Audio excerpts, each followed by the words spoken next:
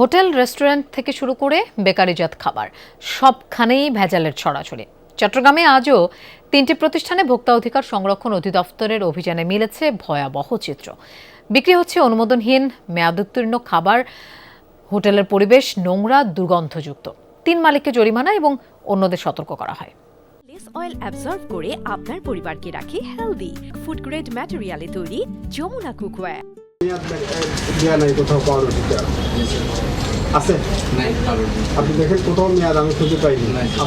Cake, পাউরুটি, biscuit সহ মুখরোচক এসব বেকারিজাত খাবার সাজিয়ে রাখা হয়েছে বিক্রির জন্য। মোড়কও আকর্ষণীয়, তবে এসবের কোনোটিতেই নেই উৎপাদন ও মেয়াদের তথ্য। পাশাপাশি মেয়াদ উত্তীর্ণ ও বাসি দই, কেক এবং অনুমোদনহীন এনার্জি ড্রিঙ্কও বিক্রি হচ্ছে চট্টগ্রামের নিমতলা এলাকার মধুবনের এই দোকানে।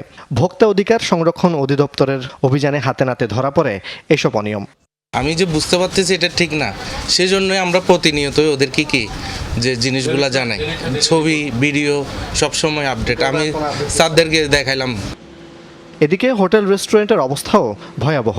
নোংরা ও অপরিচ্ছন্ন পরিবেশে খাবার তৈরি ও পরিবেশন করা হয় ভোক্তাদের। নূরে আজমির এবং ওরিয়েন্ট হোটেলেও দেখা গেছে সেই চিত্র।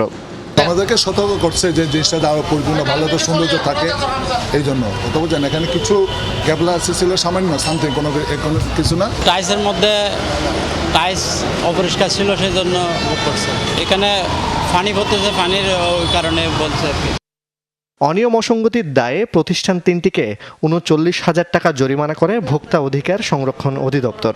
সতর্ক করা হয় অন্যান্যদের। আজকে সতর্কতামূলক 3টা প্রতিষ্ঠান ৩৯,০০০ টাকা অর্থদণ্ড করেছি।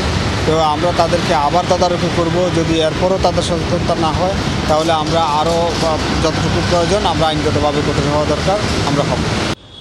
জোবায়েত ইবনে শাহাদাত, যমুনা নিউজ, চট্টগ্রাম।